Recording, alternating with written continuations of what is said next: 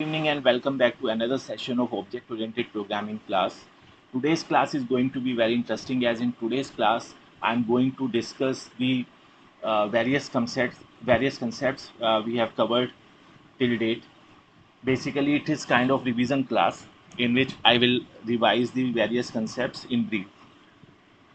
So before starting, I would like to discuss the difference between the procedural programming language and object-oriented programming language, because the new students who are the beginners in the object-oriented programming wants to know what actually is the object-oriented programming language and how it is different from the procedural language. So basically, a procedural language like C focuses on the functions and a linear sequence of actions, right? The main, building block of a C program or procedural program is function. While object-oriented programming code into classes and objects, which promotes encapsulation, inheritance, and polymorphism. This makes object-oriented programming more modular, reusable, and easier to maintain. The main components of an object-oriented programming are class, object inheritance, polymorphism, right? So we'll discuss all of them one by one. So the first thing that we study in the object-oriented programming is class. So if I define a class, class is simply the blueprint for creating object. And in C, how do we define class? We define a class using the keyword class. We simply need to use the keyword class name. Suppose this is the class name, and all the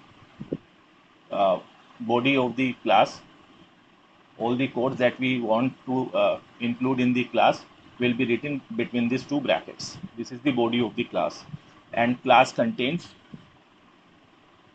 uh, some private members. It can contain three types of members: private, protected, and public. By default, all members of class are private. By default, all class members are private, right? And inside a class, we can define various things, like we can have variables, we can have functions or methods, we can have constructors, we can have destructor, and we can have class itself. If we define a class inside a class, that class is known as nested class. So these are the components that we can have in a C++ class, right? If I define object, so class is basically a blueprint for creating object, right? It defines what the object will have, and it basically encapsulates data and functions together. So an object is the instance of class. Now let's take an example. If I want to store students data in both procedural language and object oriented language, what is our objective? Our objective is to store student data, right? Means we want to have student attributes and behavior, both. Behavior means functions, right? So in in C language, if I talk about procedural language, in C language we have a structure, struct, suppose student. In C language, we have a structure to store the heterogeneous data types, because we don't have any other data type to store the heterogeneous data. So inside the structure, we can store the student's attributes like his name, age, gender, like this name. We don't have string data type in C language, so we will have character array. To store the age, we can use integer variable, and suppose is percentage or grade, right? Now suppose the second thing that I want to store, sorry, the second thing is behavior. Means if I want to print these attributes, how will I print the attributes defined in the student structure? I can define a function outside this void display, and inside this function we can pass the object of this structure like this struct student, and then we can print it using the printf function. Printf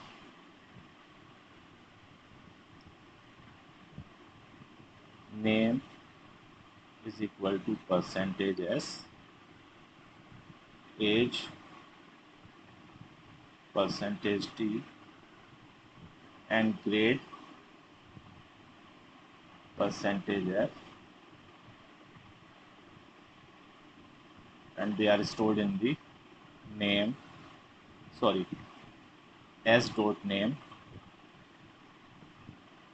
s dot age, and object dot grade. So this is how we can store students data in a structure and can use a function display to print the student data. So in this case we have both data fields and functions as a separate unit. C++ allows us to have both data and behavior or functions defined in the at the same place inside a class. So let us see this with the example. If I have to do the same thing in the C++, in C++ we can define a class student.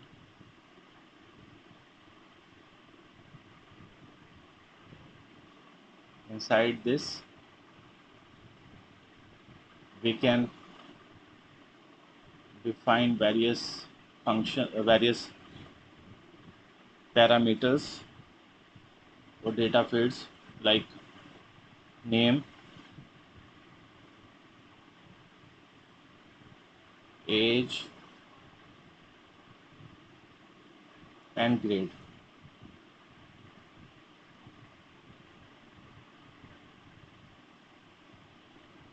The advantage of using class is that in class we can define or we can add behavior inside the class itself, and this provides us the concept of encapsulation.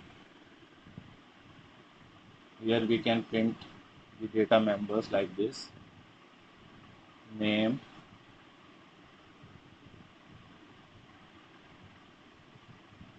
name,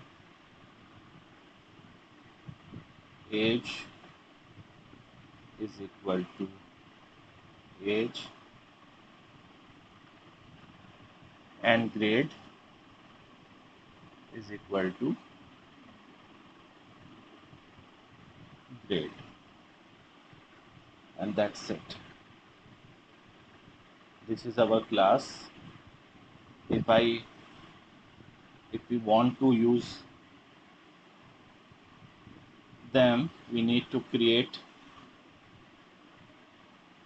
the object of the class inside the main method like this: student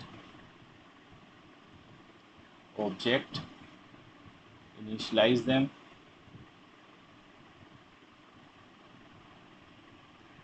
suppose this is the name,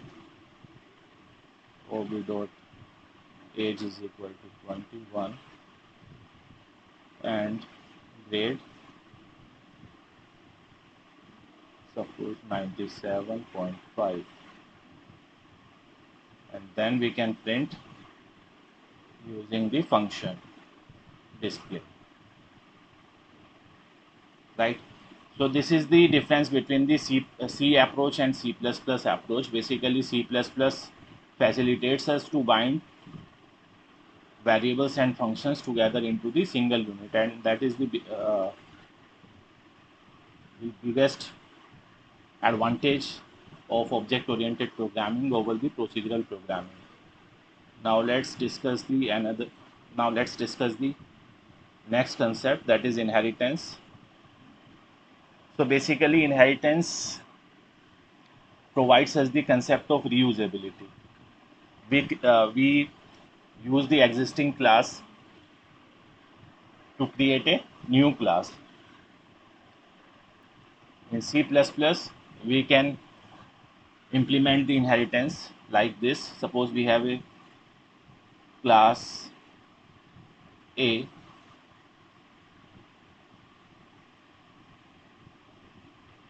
class B,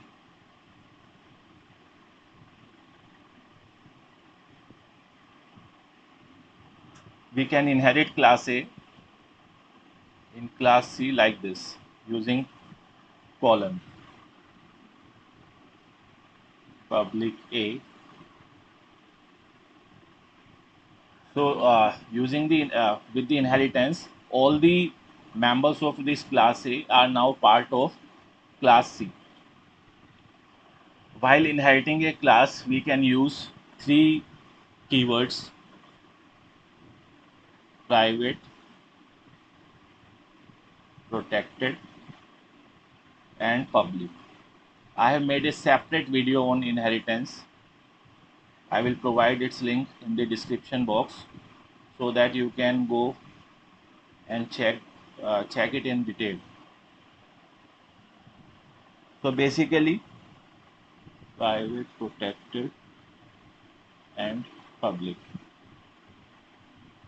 If we inherit a class using the private keyword or privately, the private members of the superclass or parent class becomes private.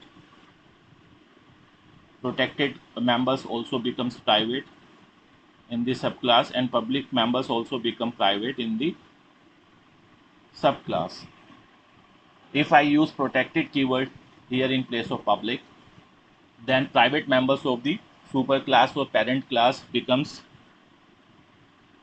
will remain private in the subclass. Protected members will also remain protected, but the public members will become protected in the base class. While if I am using public, then private members will remain private, protected will remain protected, and public will remain public, right? So basically we have different types of inheritance in C++.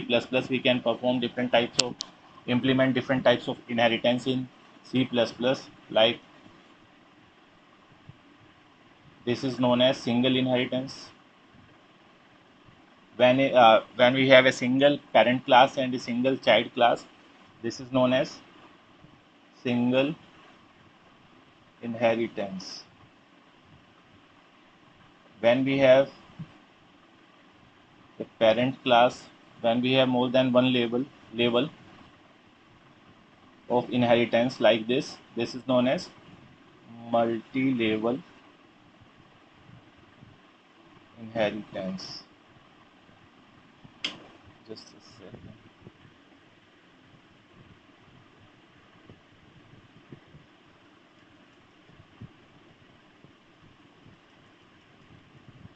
So multi-level inheritance.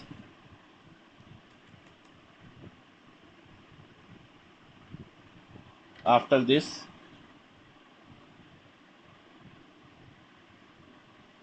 we have, if a class inherits more than one class, if a class inherit more than one class like this, A, B, C, this is known as multiple inheritance. Actually, when we do multiple inheritance, when we can encounter with some ambiguity issue. Suppose this class A implements a method show, and this class B also have a method named show. When we inherit both class A and B like this, class C public A public B. If the class C inherit both class A and B, then the class C will now have two copies of show method, show and show. One show belongs to class A and another show becomes to class B. So if I create the object of class C like this and call the show method, this will result in the error because of the ambiguity in the function call.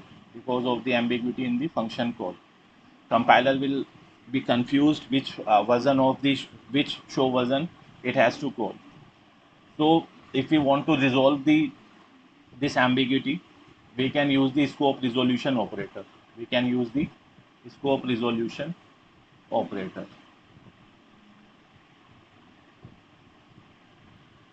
So if I call the show like this, ob dot a show,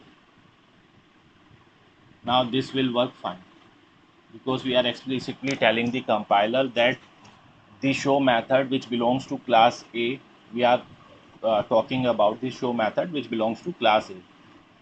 So we can use scope resolution operator to resolve the ambiguity in the multiple inheritance. Then the next type of inheritance is hierarchical inheritance. In this type of inheritance, we have a single parent class and multiple child class. For example, if the name of the base class is A and we have different child class like this, so this is the example of hierarchical inheritance. And the next type is can be hybrid inheritance. So if we merge two types of inheritance or more than two types of inheritance, this that becomes the hybrid inheritance like this.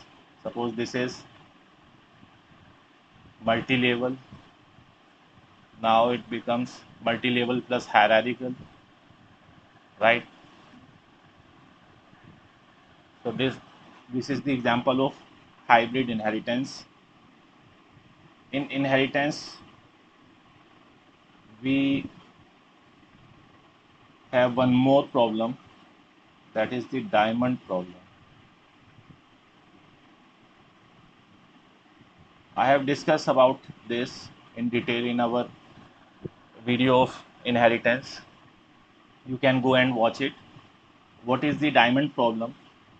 Suppose this is a base class. This is our hierarchical inheritance, and now this is multiple inheritance. So this is our class A, B, C, and D. Suppose this class A contains a method show, and class B and C inherits class A. So now class B contains this method show. This also contains this method show. Now you can see that this D will receive two copies of all the methods of class A because it has two roots, right? So D will have two copies of each each methods of class A. So to handle this, we can have virtual inheritance, right? So basically, if B inherits A like this, class B public virtual A, and class C public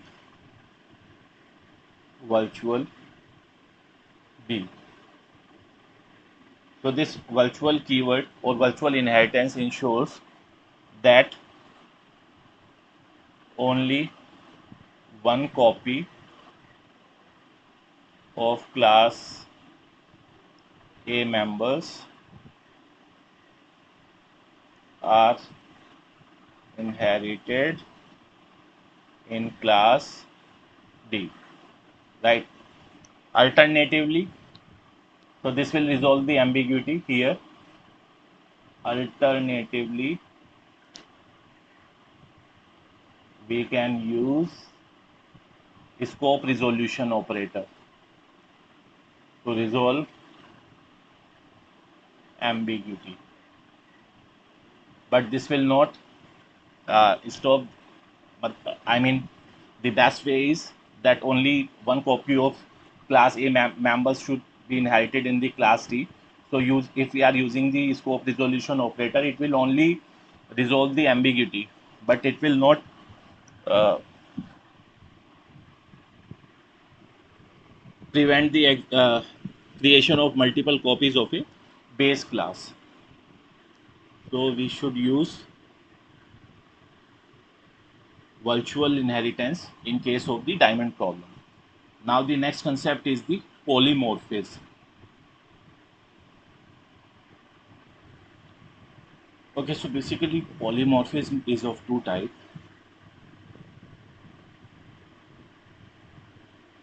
compile time polymorphism, compile time, and runtime. This is also known as rate binding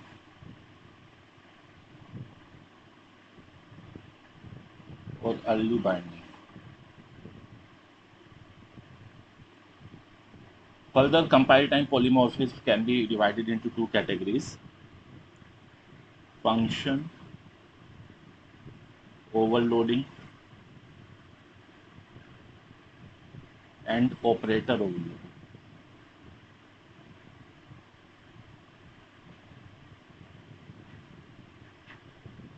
The runtime polymorphism is basically achieved using the inheritance and virtual functions.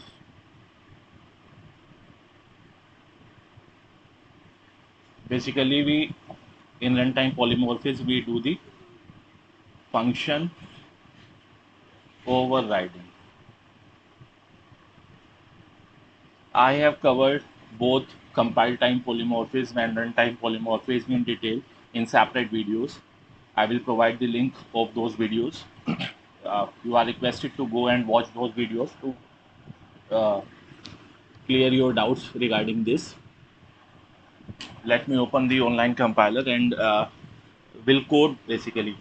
So function overloading happens when we have functions of same name functions with different arguments. Like suppose we have a class test, and if I declare three functions or two functions here, void show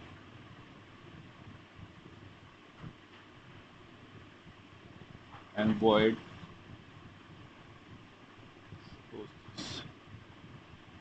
show int a, void show int a and b. So this is the example of function overloading. See out inside function show, sorry, see out a is equal to a,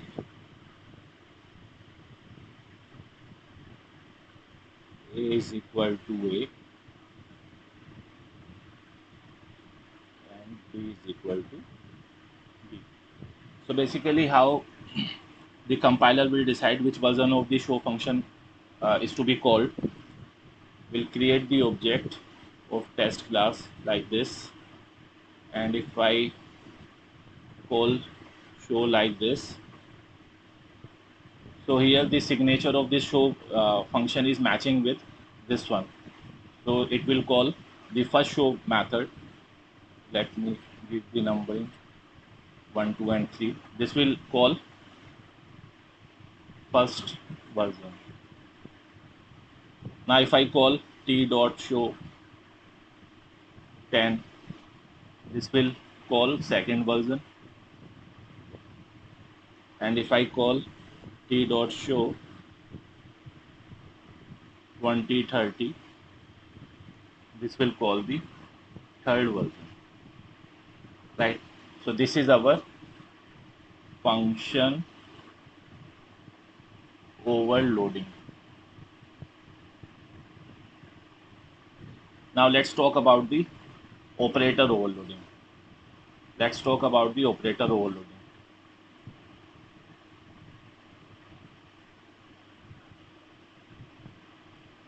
Operator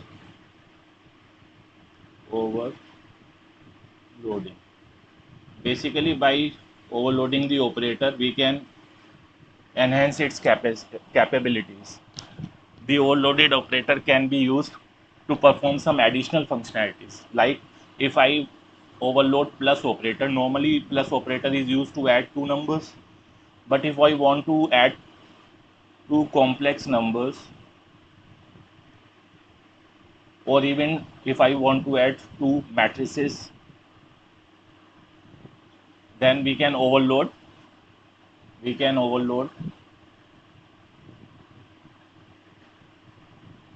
plus operator to perform the addition of two complex numbers or two matrices in the single group, right? So the signature of the operator overloading is, how do we overload the operator? We overload the operator using the keyword operator. Here return type will come return type operator.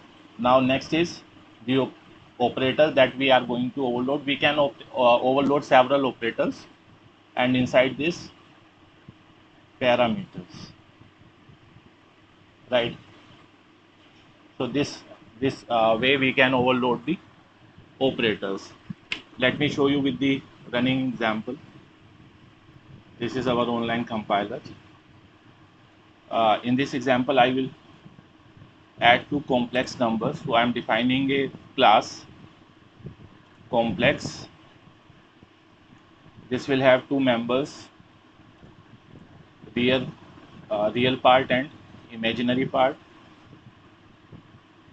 And the public section will define two constructors, one default constructor that will initialize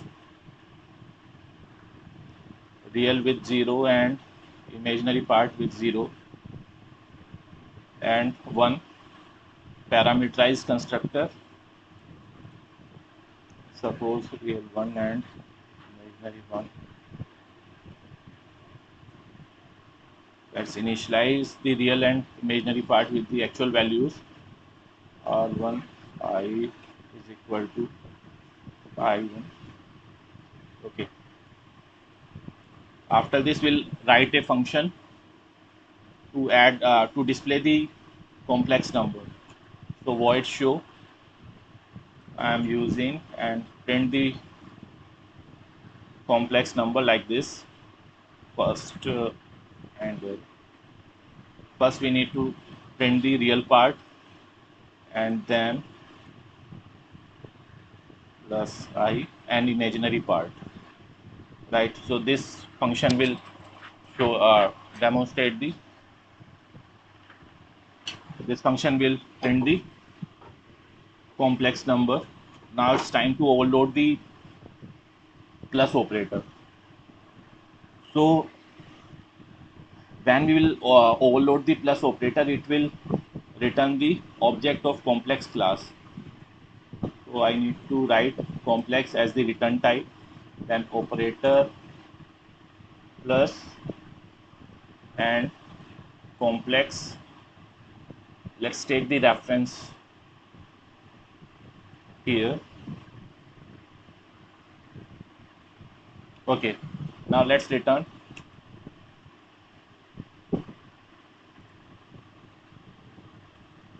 complex and real part to be added with the real part of second complex number and imaginary part with the imaginary part. So this will return the uh, complex number, and that's it. Now let's create two objects of complex class C1. Let's pass 2 and 3 and complex C2. Suppose 4 and 5. Now add them. First let's print the values of C1 and C2. C1 dot show and C2 dot show, and now add them. Complex C is equal to C1 plus C2, right? So if I print C dot show, this should print the complex number. Let's run it. Public. Okay. Here column should be added. Complex. I also forget to add in here. Okay, now it is running fine. Okay, so this is our first complex number 2 plus I3. This is our second complex number, and this is the our third complex number, which is equivalent to C1 plus C2. You can see real part is added with the real part and imaginary part is added with the real imaginary part. So this is how we can perform the operator overloading. If you carefully look into the code, let me copy this code and paste it in the notebook.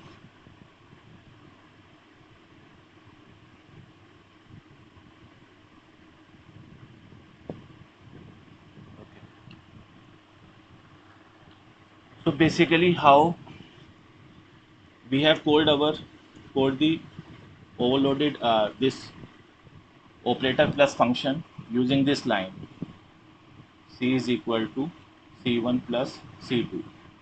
Internally how it is working, it is equivalent to C1 dot, the name of function is operator plus, and we are passing the value of C2 like this, right? So basically the return type of this function is the object itself, and that object is assigned to C, and later we are printing the value of C using the show method. So this is how we can perform do the operator overloading in C++. Now it's time to perform the runtime polymorphism. Runtime polymorphism.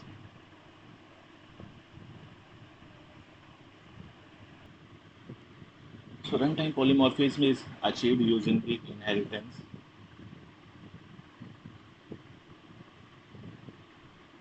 and virtual functions. Basically, what are virtual functions? I have virtual functions are the functions that does not have any body, and the class that contains a pure virtual function cannot be instantiated. I have made a separate video on runtime polymorphism, and there I have explained in detail what is virtual function, how we can implement the runtime polymorphism. I suggest you to go and watch that video first. So basically, if this is a class A, public, let me declare three functions here: void show. This is known as a concrete function which has some definition. Cout inside show method.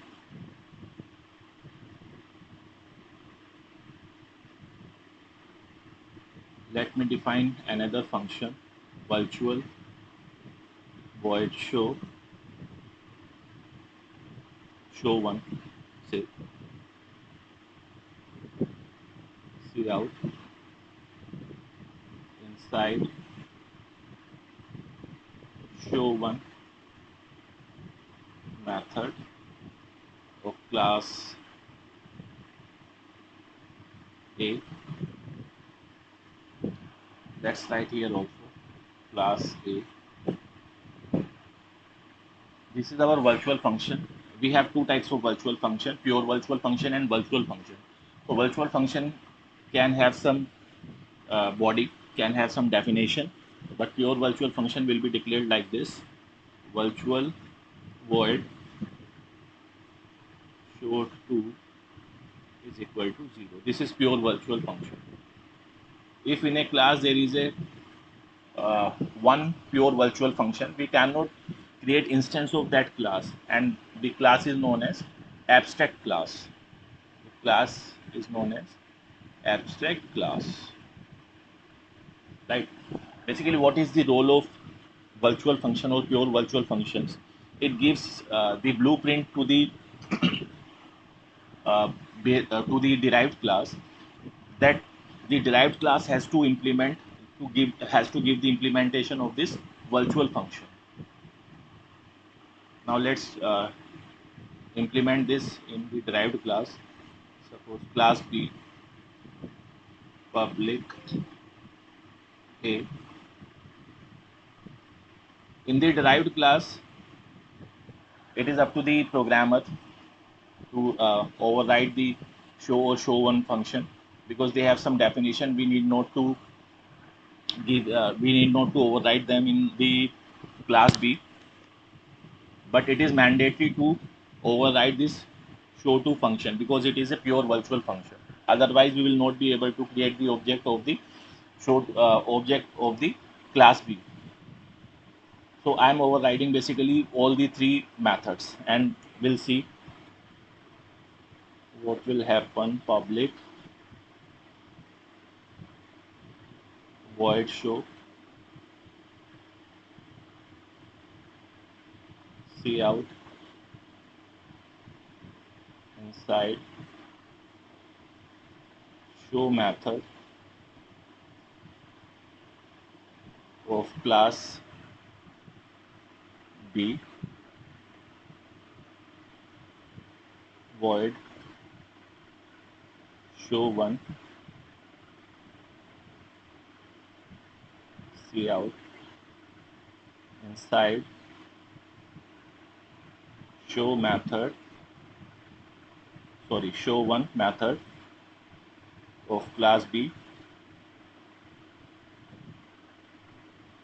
and one more method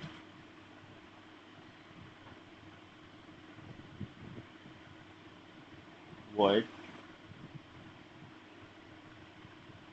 show2 Cout inside show2 method of class B, right?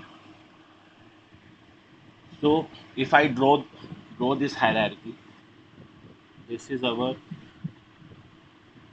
class A, and we have defined three methods here: show 1, and show 2. Class B inherits, this is our class B, which inherited the class A and overridden all the three methods: show 1, and show 2. Right? Basically, this class contains two versions of show method, two versions of show 1, and similarly, it has also overridden the show 2 method. Now, what we do in the runtime polymorphism in main, I'll create the reference of class A, basically pointer of class A, create a object of class B, and store the address of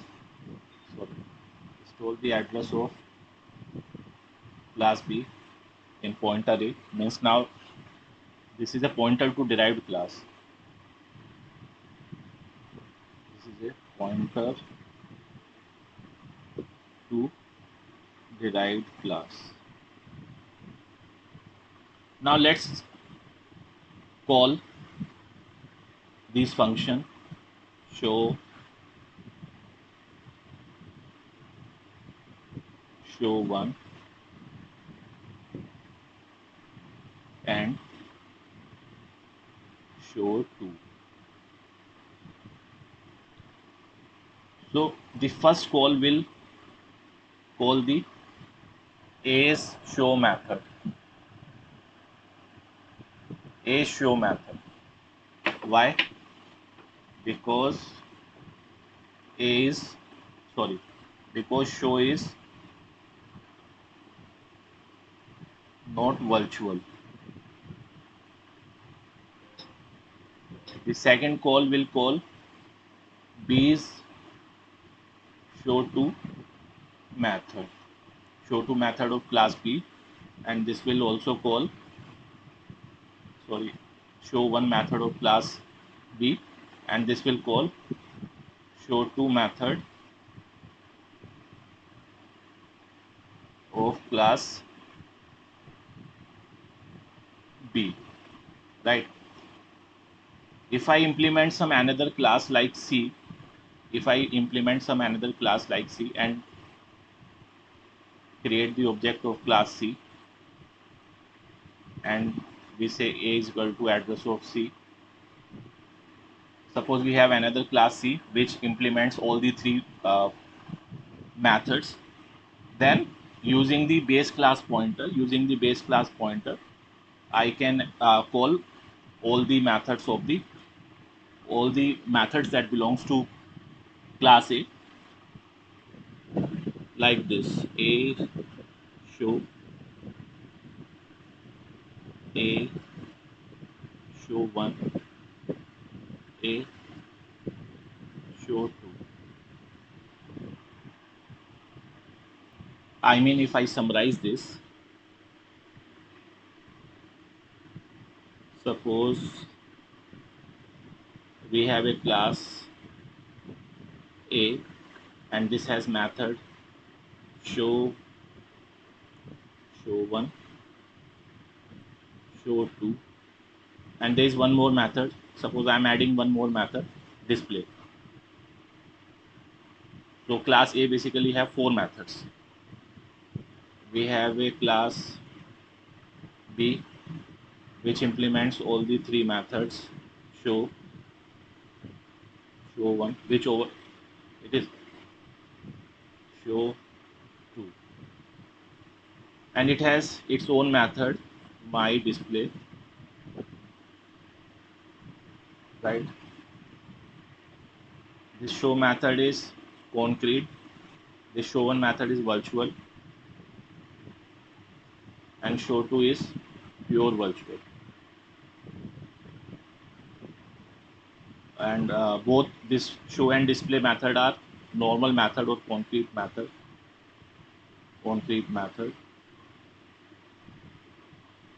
right? Likewise, I have another class which overrides show method, show one method, show two method, and it has its own method like my show. Say my show. This is class C.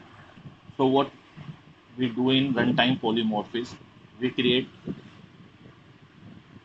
the pointer to base class pointer like this, and create object of derived class small b, small c. Let's assign, sorry, a is equal to address of b. Now using this reference to base class a, pointer to base class, we can access the show method, show one method, show two method.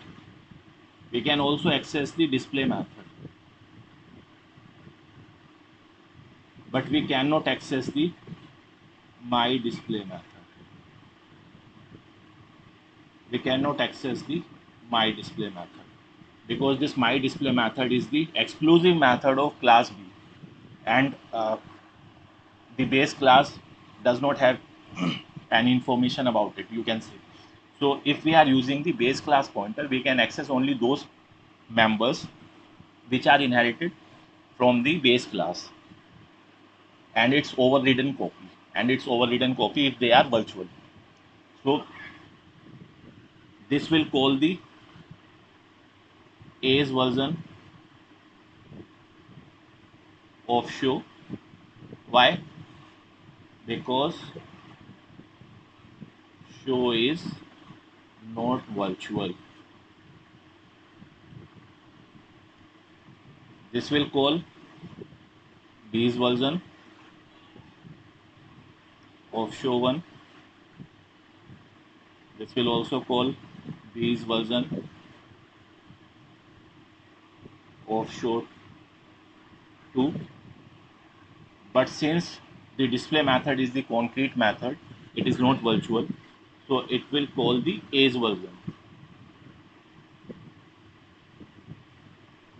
Yes. So similarly, if I assign the address of C in the base class pointer, we can again access the member functions like this, show 1, show 2. This is possible. We can also access the display method, but we cannot access the my show method. This is not allowed, right? This is not possible. Again, A's version, this will call A's version, this also will call base class version, but this, in this cases, derived class version will be called. So I think now you have understood what is runtime polymorphism. I have also made a separate video on runtime polymorphism. You can watch that video also. Okay, now next is access modifiers in C++. So there are 3 access modifiers in C++. In a class, we can have 3 types of members: the private members, protected members, and the public members. So protected members are visible only inside the class. The protected members are only visible or only accessible within class and also in derived class. And public members are accessible everywhere using the object. So let me demonstrate this using a suitable example so that you can clearly understand what is the meaning of private, protected and public keywords. Okay, let me write a code to demonstrate you where we can use the different access specifiers. Let's write a class, say A. In class A, let me define three methods: void, show. By default, all members are private, so this is our private member. Let me write private method show of class A. This is the private method. Let me copy paste it 2 times. Now this is our private member method. Now let's create a method void my show. Say void my show, and this is our protected method. This is our protected method, and create a method display of public type. Let me call this method as display, and this is our public method display of class A. Okay, so to demonstrate where we can use the private members, protected members and public members, I have written this code. As per definition, private members are only accessible in its own class, protected members are accessible in its own class as well as in the subclass, means in the derived class, and public members can be accessed everywhere using the object of the class. Let me first write the main method. Int main, create the object of this class A OB. Now let's try to call all the methods. Show ob dot my show and ob dot display. So as per definition, if you go by the definition, this show method is private, so we cannot access this using the object outside the class. This my show method is protected, we cannot use it outside the class, we can only use it within the class as well as in the subclass. So these calls are not allowed, but display method we can access because display method is the public one. Let me run the code. So you can say now it's running public method display of class A. Let me remove the comments here. This is our protected method. Now let's try if this code run. It is showing us some error. My show is protected within this context, so we cannot call my show outside the class, right?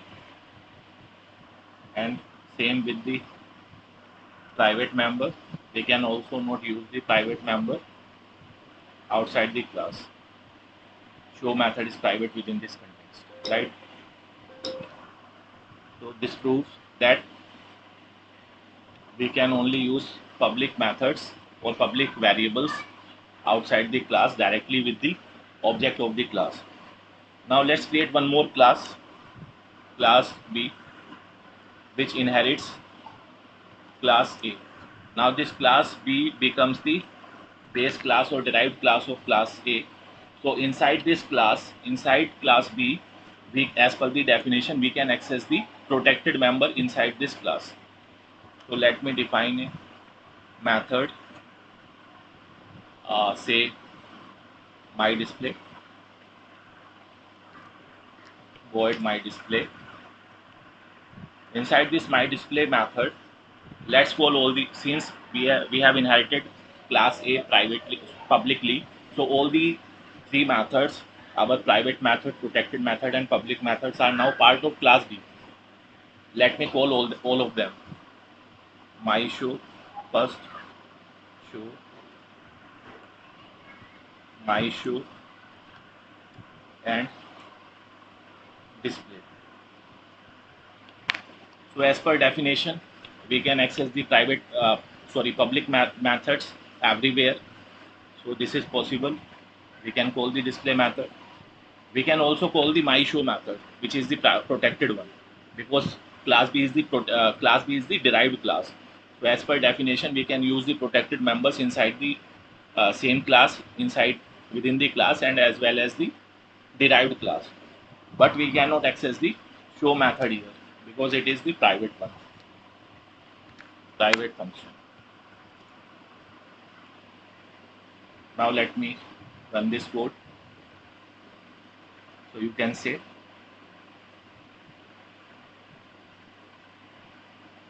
just a second, we have not called this my display method, so it is giving us the old output. This is class B. Let me create the object of class B and call b dot my display. Right. Now let's run it again, and you can see public method display of class A. This is our display method, which we have called the directly using the object of class A, and these two methods we have called from the derived class from here. So first we have called my show, which is the protected one. So you can see we are able to access the protected member in the derived class, protected method my show of class A, and also we are able to access the public method. Public method can be accessed everywhere, right? But show method we cannot access. If you want to see whether we can access the show method or not, let me remove the comments. Now run. So it is showing the error. Show of class A is private within this context, so we cannot call this here. So I think this demonstration, this explanation has cleared your doubts regarding the various visibility modes available in the C++ class, and now you can use them with these in your programs. Okay, so now next concept is the friend function.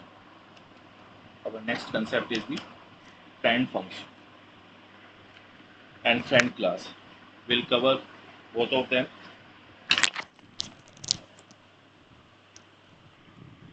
So friend function can be declared using the keyword friend,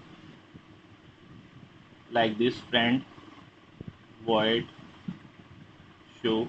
If suppose this is declared in class A, we can make friend. We can make this function as friend of class A, like this.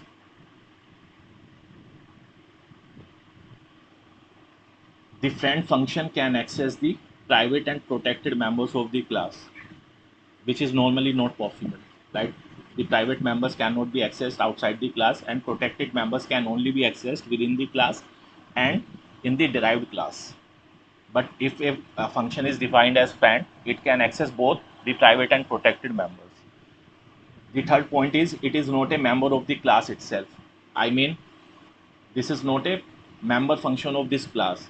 This is a separate function which is defined outside the class, and therefore we cannot access the friend function directly using the object of the class, right? We cannot access friend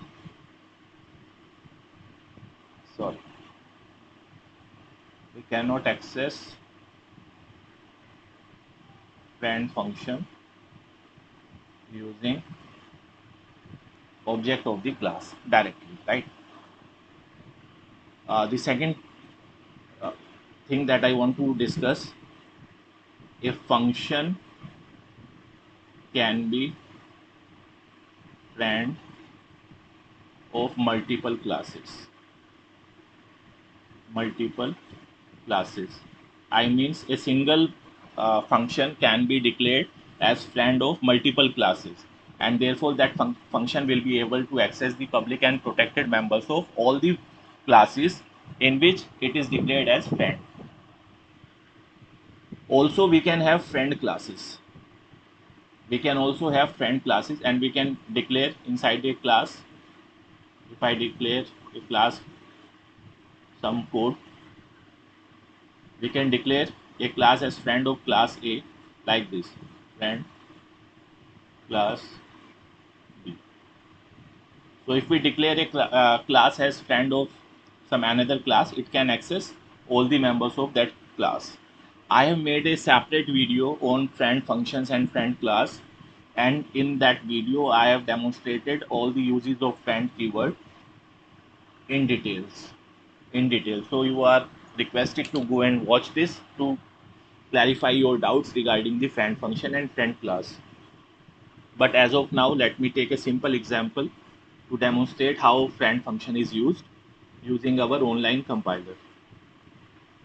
This is our compiler. Inside this same, let me modify this code and define a function. We have used three functions: show, my show, display. Let me define a friend function. Friend, let me call it ABC and A. So inside this code, I have declared a friend function. Sorry, friend void. I have not meant given return type. Friend void ABC. So this function ABC is a known member function of this class A, and I have declared it as a friend of this class A. So now this function is able to access all the members of the class A.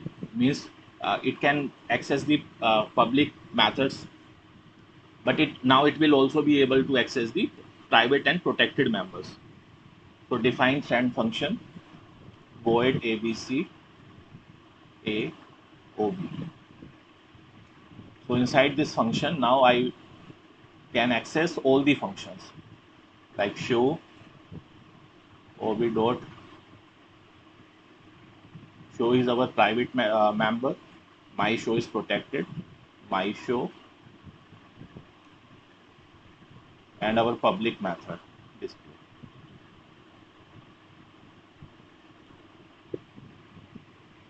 Now if I use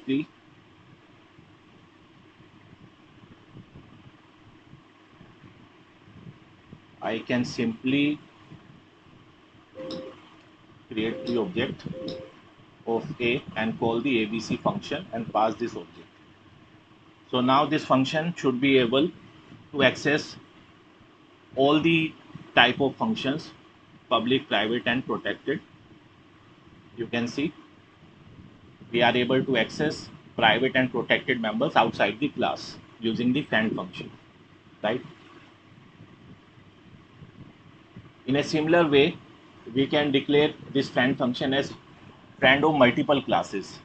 I mean, if this function, if I have to declare this friend function as class of as friend of two classes, I can declare like this: friend void ABC. Now it becomes friend of both two classes A and B.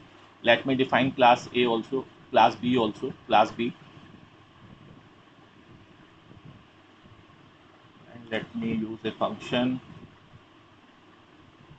private show, suppose P show, and just use the out private function P show of class B.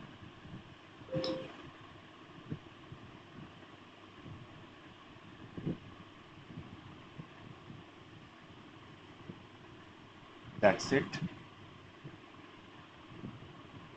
And modify our ABC method as b small b. Now here create the object of b also, class b also, and pass both the objects ob and b, and inside the friend function call the object of call the method of private method of class b or class b using the object of that class. Let's run it. Okay, so it is saying that b has not declared. So basically we need to give the forward declaration of class b, because we are using reference, we are using class b here, and compiler does not know what is this symbol b, right? So we need to give the forward declaration of class b. Just a second. Okay, I have not given this declaration, friend function declaration in class b. Just copy paste this line here and run it again. Okay, so now you can see we can access the private members of b also. So if function can be made friend of multiple classes like this. Now let's try friend class. To demonstrate the friend class, let me modify this function. Let me modify this code. In place of friend function, let's declare friend class b. So I have made this class b as friend of class a, and let me use a function my display, and just pass the reference of class a here, ob, and using this reference let me call all the methods of class a, ob dot. So this show is our private member, my show is protected, ob dot show, ob dot my show, and ob dot display.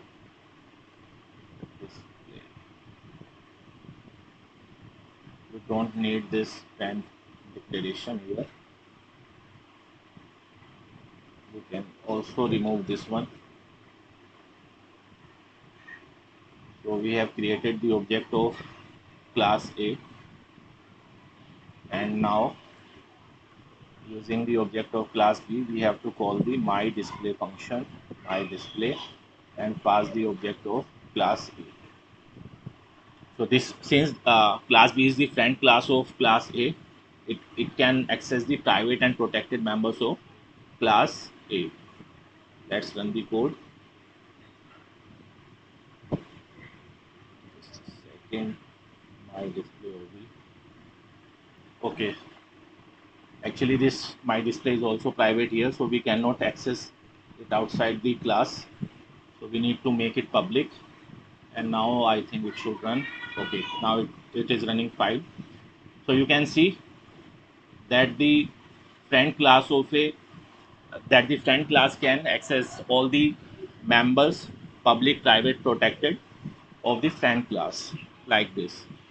So I hope this demonstration has cleared your doubts regarding the friend function and friend class. Now the next is inline function. So let's discuss what is inline function. Inline functions are basically used to suggest compiler to insert function at the call side. I mean, if a function definition is very small and contains only 1-2 lines, then we can declare the function as inline, so that the function call overhead can be reduced. The inline function suggests the compiler to insert the function code at the calling site, at the place where we are calling the function. So inline function can be easily declared using the inline function, inline keyword, like this. Suppose void display. This is a simple code. Cout hello from display function. Now in the main method, if I call this display,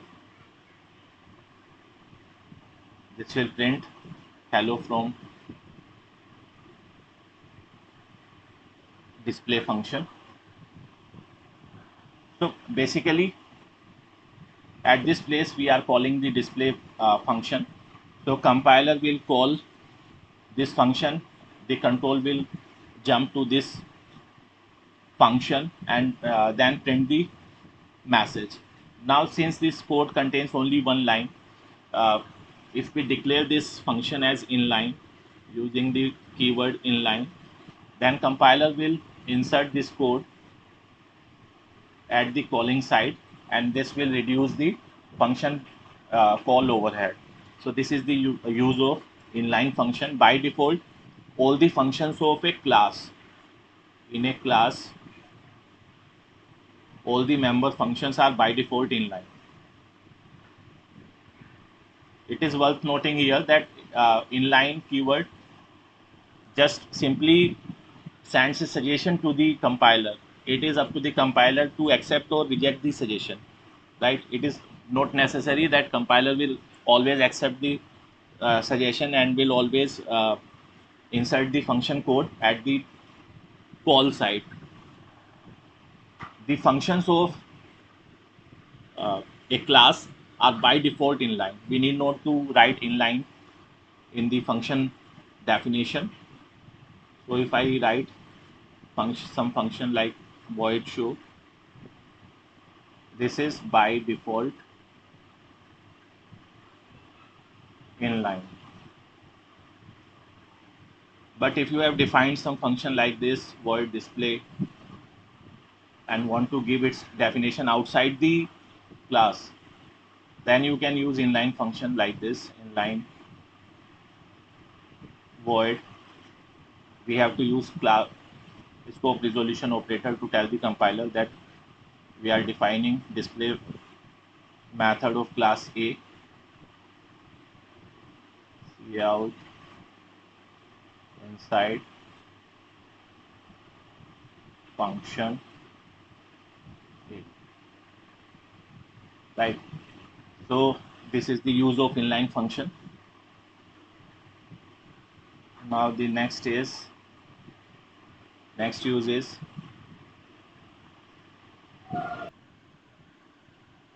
okay, static keyword I have already covered in a separate video, and I have demonstrated the various uses of static keyword in detail in the video. I will include the URL of that video in the description box. Please go and watch it. Here in this video also I will cover some important uses of static keyword. So basically static keyword, if we are declaring a global static variable, it will retain its value throughout the program execution, but it will not be accessible outside the file. Like if we declare some static variable inside a function like this, void counter, suppose if I declare a static variable here, static int count is equal to 0, and let's print the value of count like this. Now if I call this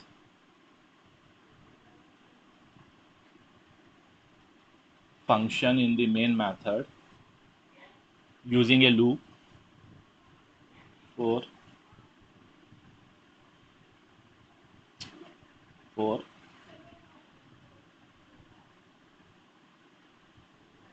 int I is equal to 1, I less than equal to 5, I plus plus. Call this function counter. So this will call the this function 5 times, and we will get the output like this: 1, 2, 3, 4, and 5. Right? But if I don't declare it as static, if I simply write int count, I'll get the output like this.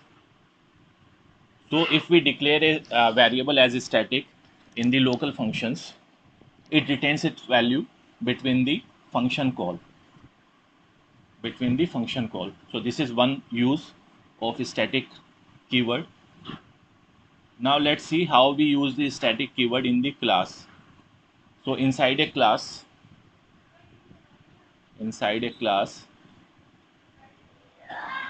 we mainly have two type of members: variables and methods. So if I declare a static variable, only one copy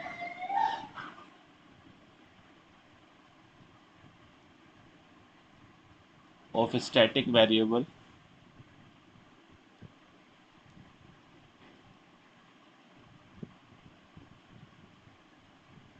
is created and shared among all the objects. I mean, normally if I create three objects of class A like this: A,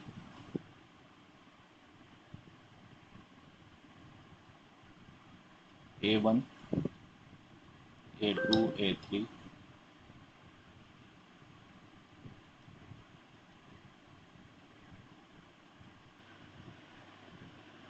This will reserve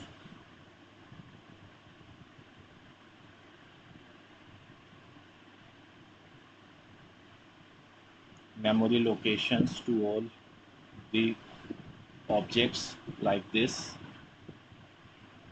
This is our object A1, A2, and A3. If I declare two variables, one is the normal variable and the second one is the static variable, static int B, then what happens?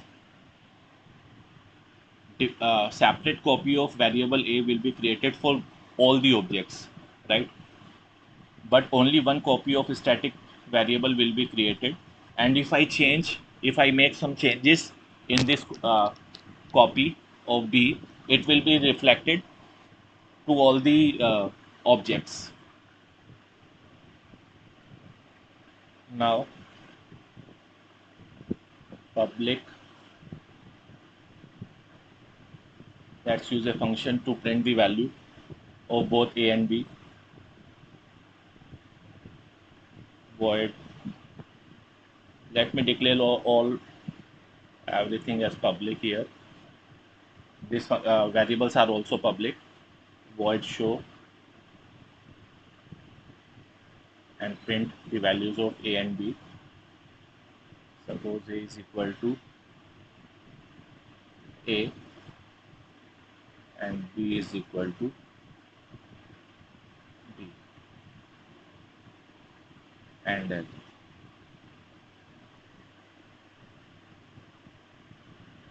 Okay, so this is our class. Now in the main method,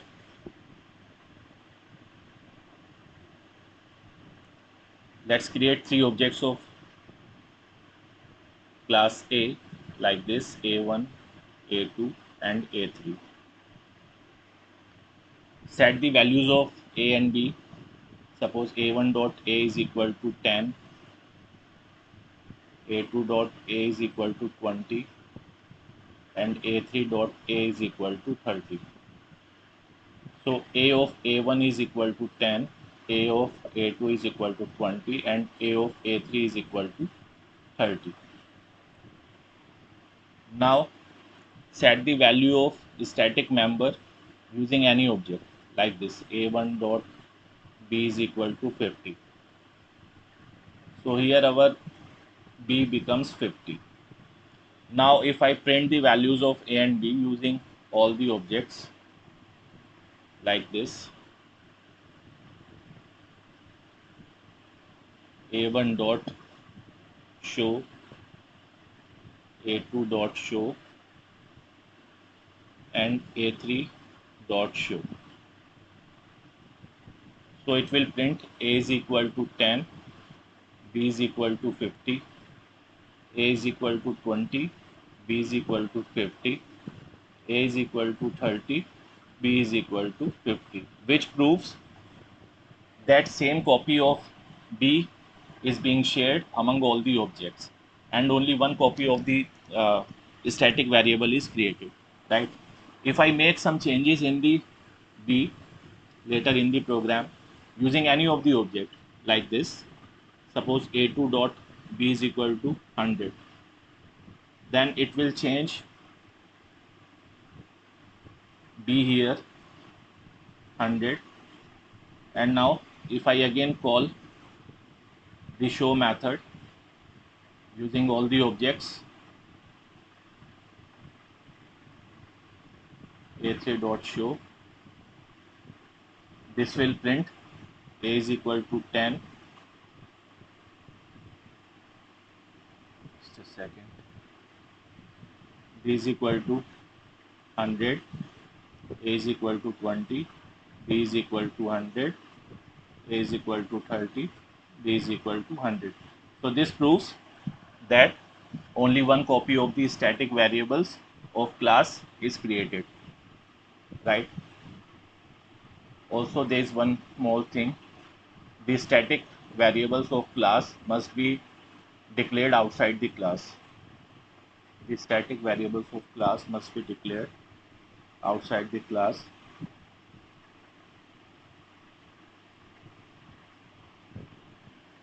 We need scope resolution operator to define the static variable. This is class A.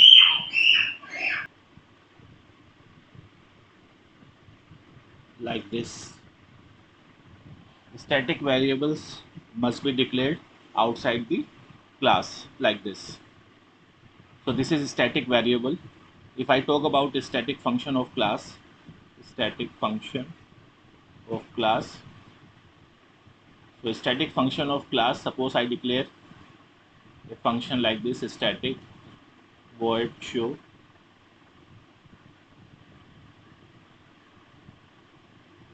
class A, then I can access this static function without the object. In main, I can directly call the static function using the class name and scope resolution operator like this. Show. See out, suppose some message. Show method.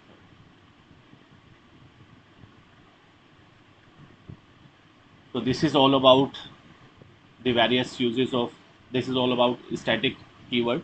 I have already covered this static, various uses of static in a separate video. You may go and watch the video for more details. One more thing, that static method should always can only contain the static variables and static methods. Now the next topic is scope resolution operator. So we have already seen how we can use the scope resolution operator in various cases. So we can use scope resolution for accessing global variables when local variables have the same name, like this. Suppose in a program I have a global variable like this, and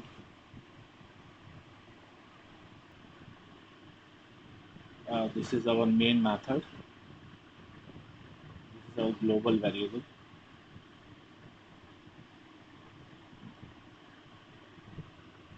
Suppose we have a local variable with same name.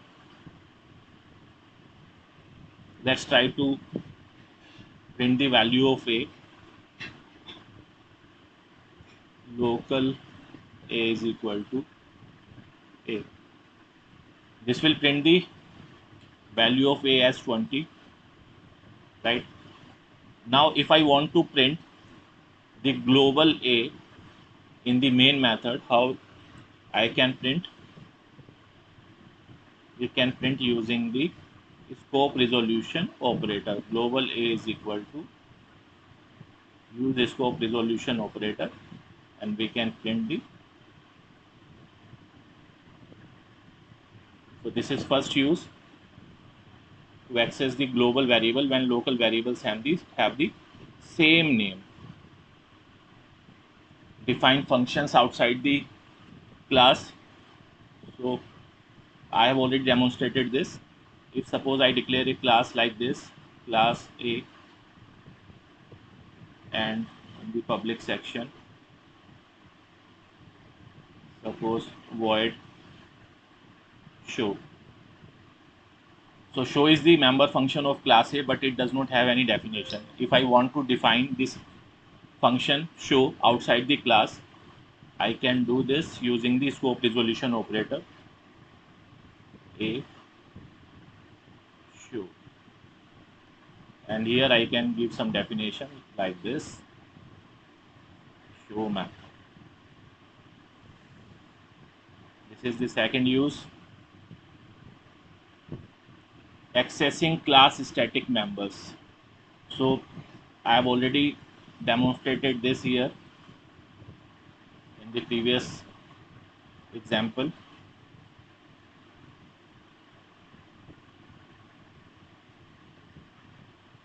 Here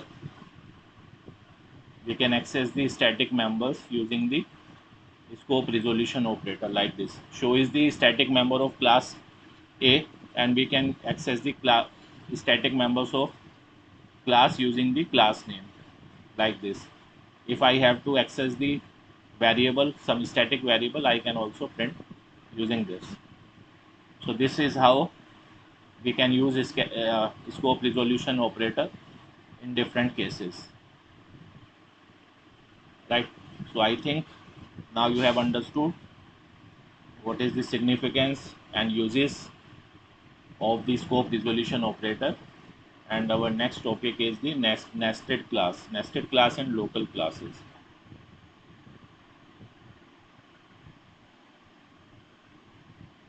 Let me explain this with a example.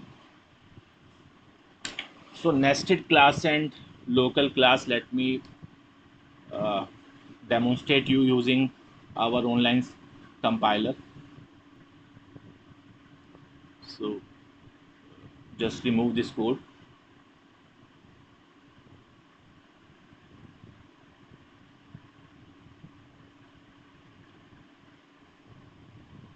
Just a sec. Okay, let's first create the nested class A. If we declare a class inside the class, that class is known as nested class. This is our class B. Class B is nested class here.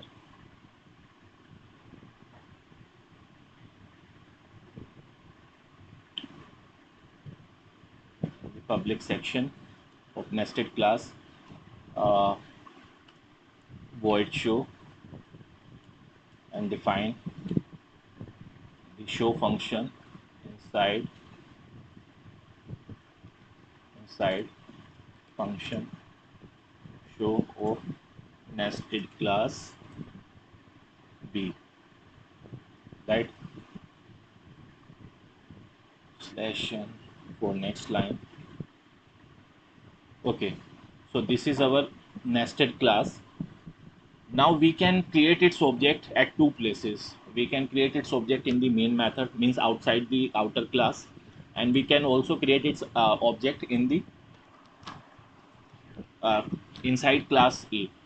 If I create the object of nested class inside class A, then the process will be same.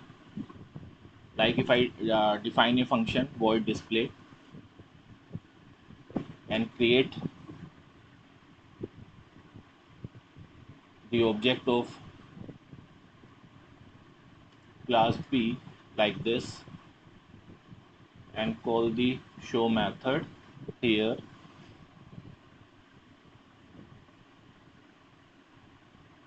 create the main method int main.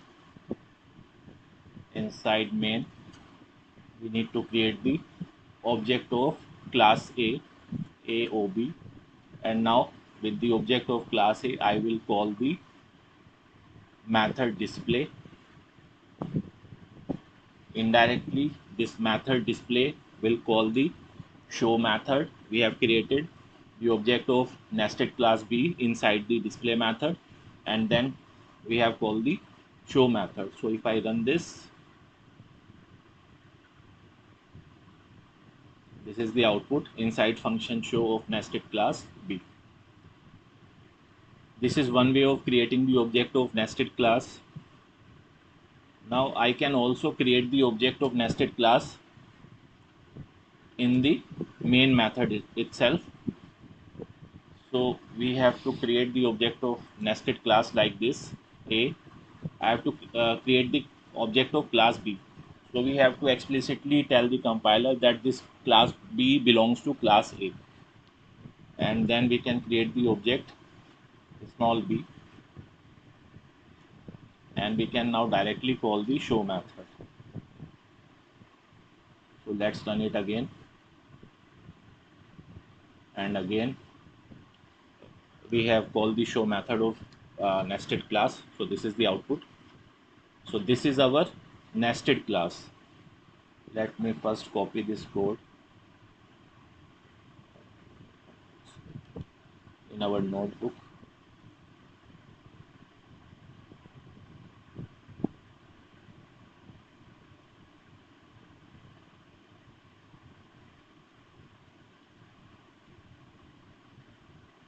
Okay, this is our nested class. Now what is local class? A local class is the class that is defined inside a function. I mean, let me modify this example. Delete class B. This is our function. If I declare a class inside this function display, then this is known as local class. Class B. In the public section, define a function show and cout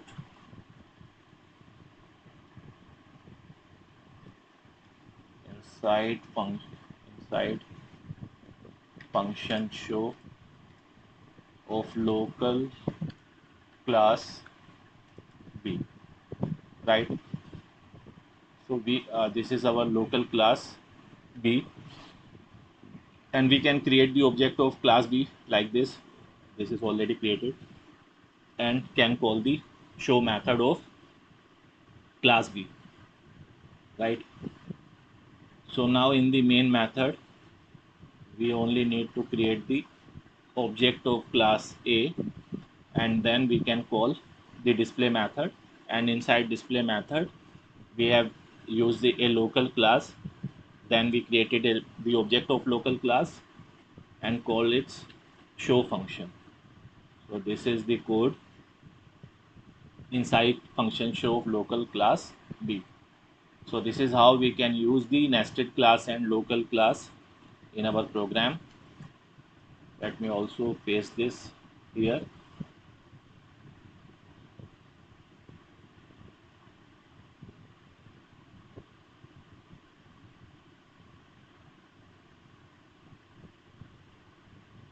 So a local class is basically a class that is defined inside a function, and its scope is limited to the function. We cannot access the local class outside the function, right? So our next topic is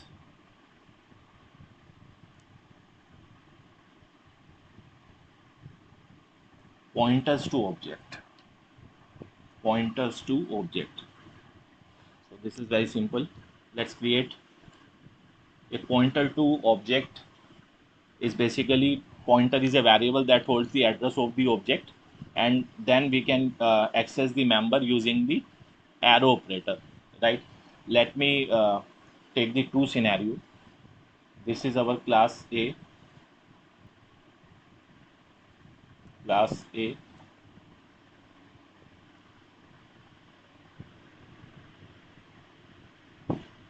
Define a public function inside this class public,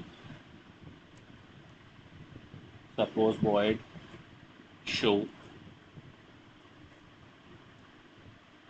and cout show method of class A,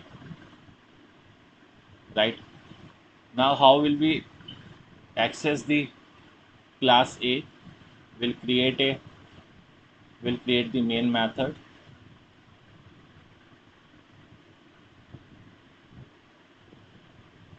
This is the traditional way, and we'll call the show method using the object and dot operator, return 0, right? Now this is scenario 1. Let's again declare the main method and create a pointer to the object. We'll now create the pointer to the object and allocate it memory using the new keyword, like this, right? So now I can access its members, be it variable or methods, using the arrow operator and return 0, right? So this is our normal way. If we have object, we can access its members using the dot operator, and if we have a pointer to object, we can access its we can access the class members using the arrow operator, right? If we have object, we use dot operator to access class members, and if we have pointer to object, we use arrow operator to access the class members.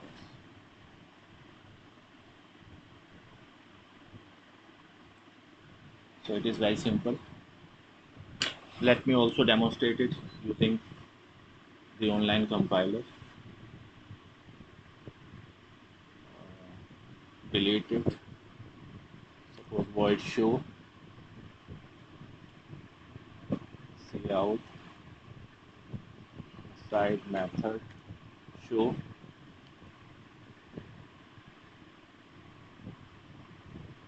We have already created the object and ob.show. So this is the approach 1 inside method show. Now create the pointer to this object using new keyword, new a, and now we can access the show method using the arrow operator. And this is how we can access the members using the arrow operator when we have the pointer to the object. Now the next topic is this pointer.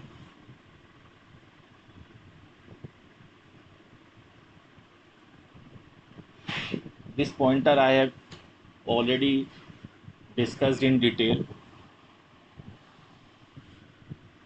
in one of the video. I'll provide the link to that video so that you can refer it. So basically this pointer points to the current object, right? Current object. This is a pointer to the current object. So it has various uses. The one use is it is used to access members and resolve naming conflict. Like this, if I define a class A and it has members like this, let's declare a constructor. So in this class, if I want to differentiate between the member function of a class with the and local variable, I can use this keyword. This A is equal to A. So this is the first use.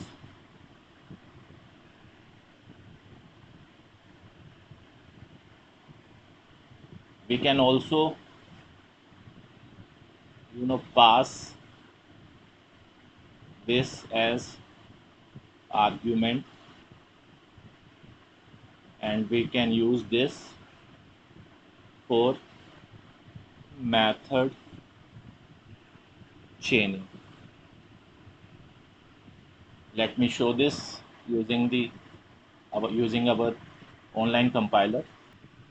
Okay, before demonstrating this, let me tell you that this is a pointer to current object, and if I use star, we are basically dereferencing this, and now this represents the object, right? So like we just discussed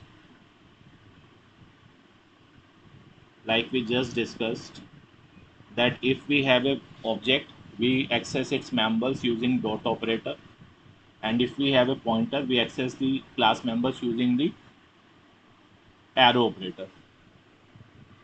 Okay, now after this, let me open the online compiler and show you the various uses of this keyword. Suppose this is our int A. Let me create a constructor here, and this A is equal to A. This is the first use. Now if I want to say, let me use set A method.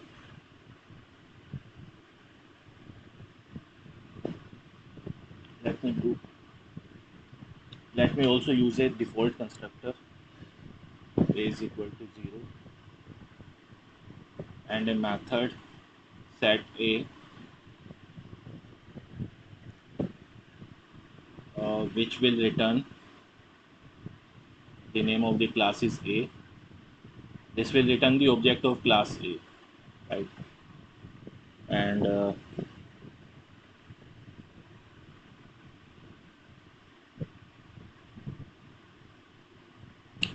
here we can pass an integer value int A.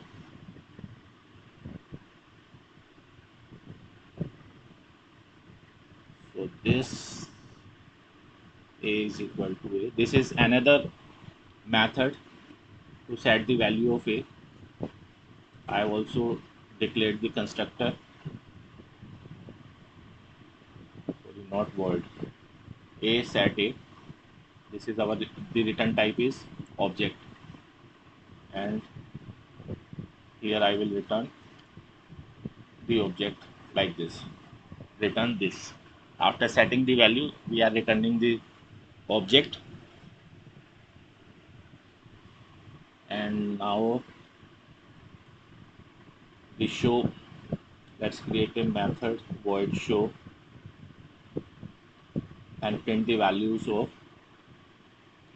of a. A is equal to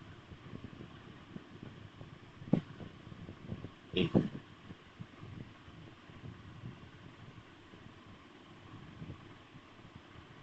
Right now, in the main method, declare the object of a. This will call the default constructor a, and our a will be set to a. Now I will use set a method to again assign it some value like 20. And since this is returning, the set a method is returning a object, I can use this to call the show method,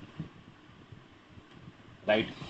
So this is method chaining. This is known as method chaining. Let me run the program, and you can see a is equal to 20 is printed. So basically what is happening here, first we call the set a method using the object. This will return the current object using this, and using this object we are able to call the show method like this. So this is method chaining. If I create if I call some if I create some another method like void display, and a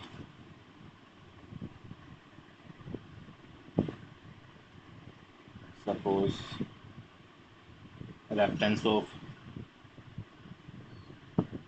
the current object,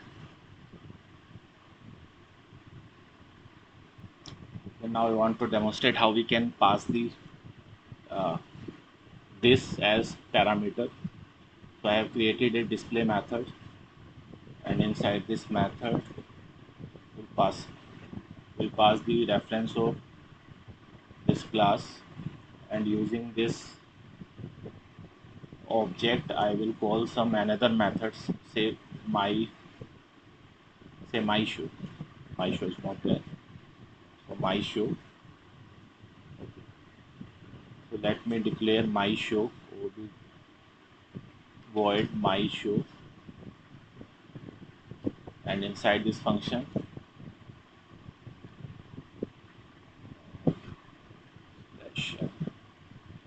my show function of class A.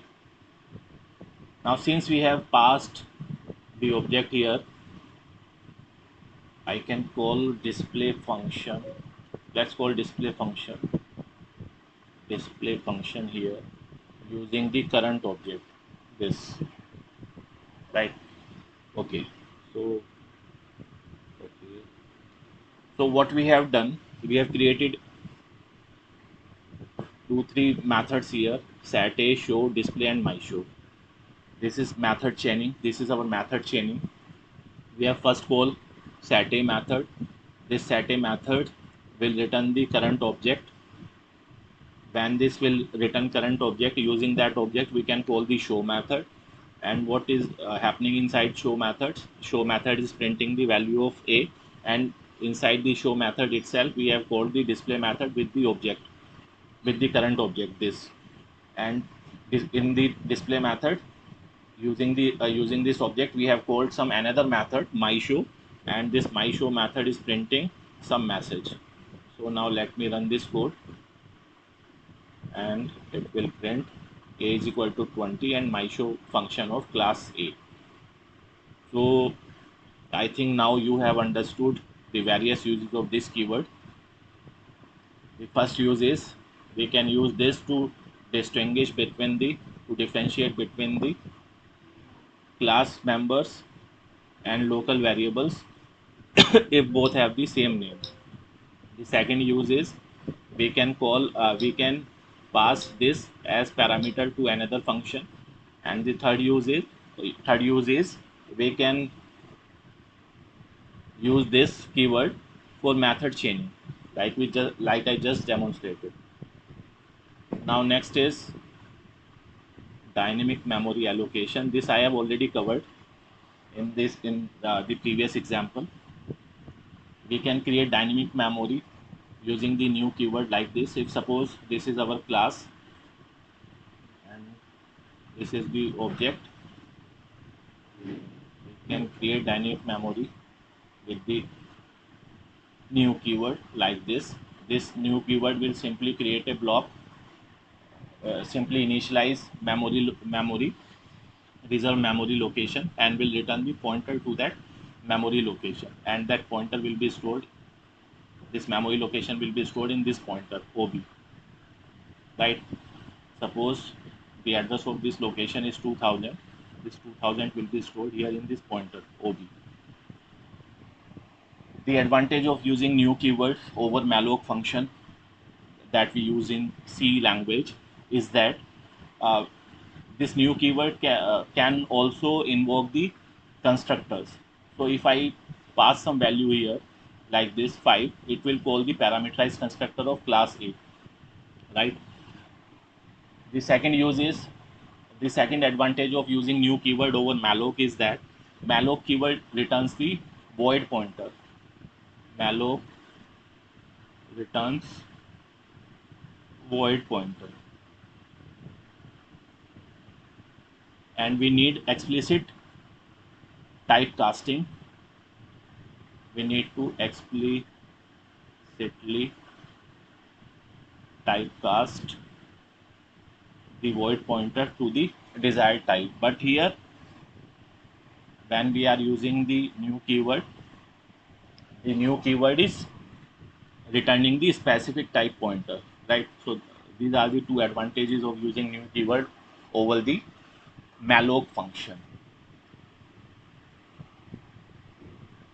The memory allocated by the new keyword can be destroyed using the delete keyword like this. If I want to destroy this OB, we can use delete OB,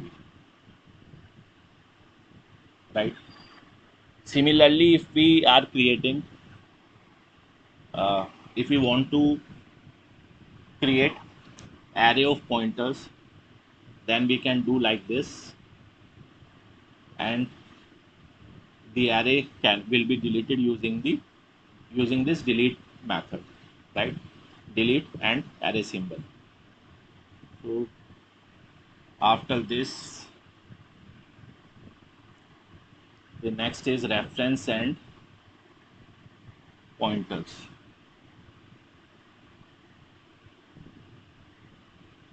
References and pointers. So basically reference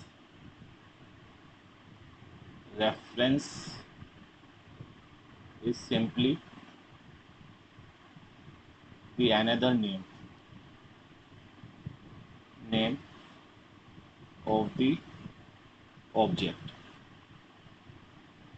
or we can say it is the alias for an existing variable or object, right? Reference is created using this symbol. And one more important thing, when we are creating the reference, it is mandatory to initialize it when we create it. So this is one example how we can create the reference. Int a is equal to 10. If I want to create the alias of or reference of this variable a, I can create it like this. Reference is equal to a. I mean, I cannot write simply this, because reference must be initialized. This is not a valid declaration, because reference must be declared and initialized at the time of declaration. But if we talk about the pointers are the special variables that hold the address of the variable of that type, right? We can declare pointers like this. It is not mandatory to store the to initialize the pointer at the time of declaration. So we can assign the address of different integer type of. If I have declared an integer pointer, we can assign address of different integer variables to this pointer at different time, right? But it is not possible with the reference.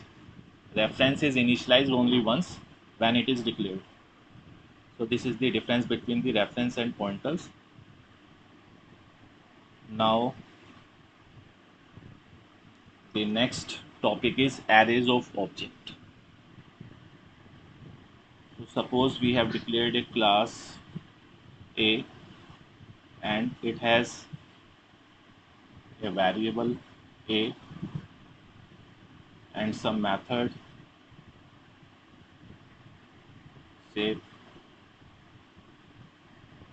let's first take some method like void set A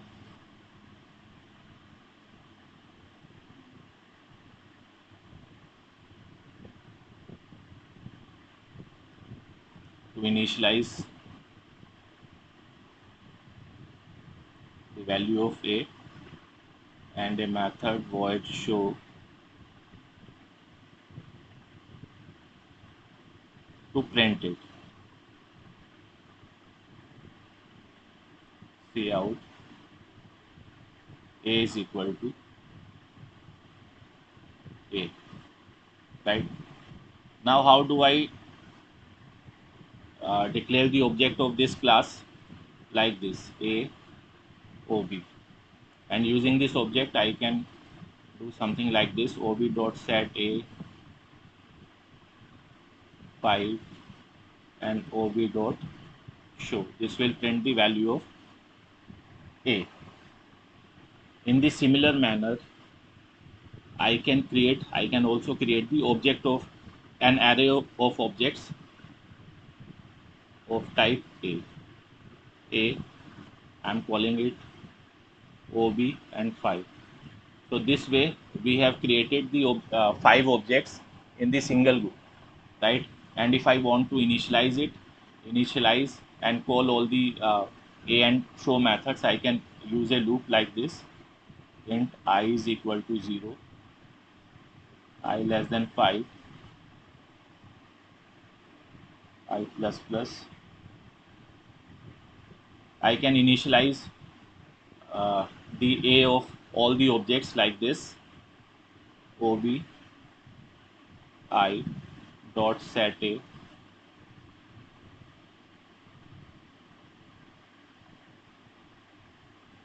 pass some value, suppose I plus 10, right? And I can also call the show method like this, dot show.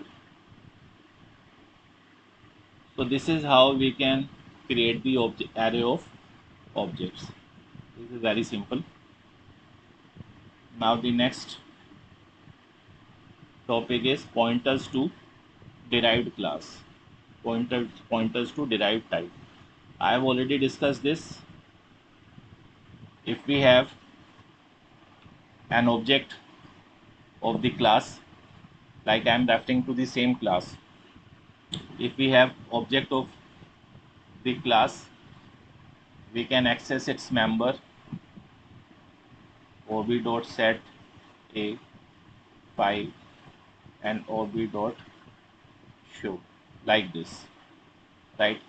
But if I have, if I'm sorry, the derived type is a different thing. But if I have the object, if I have the pointer of the class new A, we can access its member like this: set A, then ob dot ob show. This is how we can use pointers to object to access the class members. This is different thing pointers to derived type. Suppose we have two class A. This is also we have covered in the runtime polymorphism. Runtime polymorphism. Right? Suppose we have a class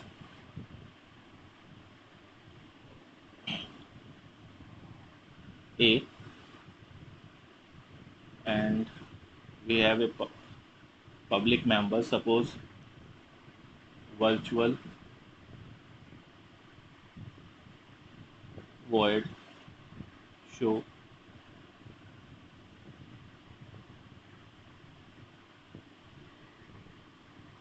this is our base class. We have two more classes, class B public A. This implements, this overrides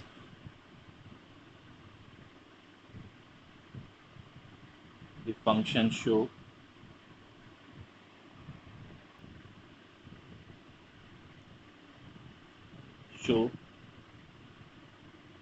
cout overriding show method of class A. Similarly, we have a class C public A, and here also we will write the same code.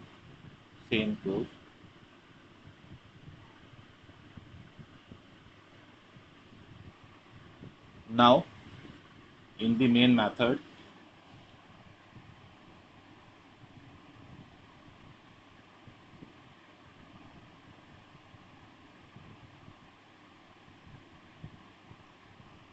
let's declare the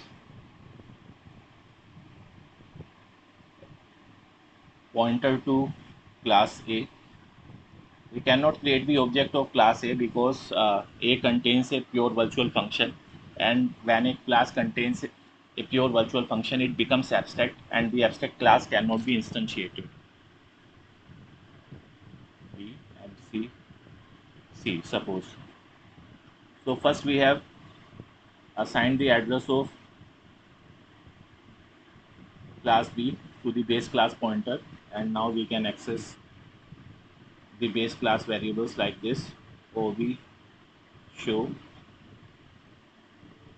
So the overridden version of class B show will be called here, and if I assign the address of C, the overridden version of show method of class C will be called here. So this is known as pointers to derived type. So thank you very much. I think this comprehensive tutorial that covers some important topics of C++ programming will help you understand what we have covered so far more easily. So thank you very much. We'll see you in the next video with some another topic.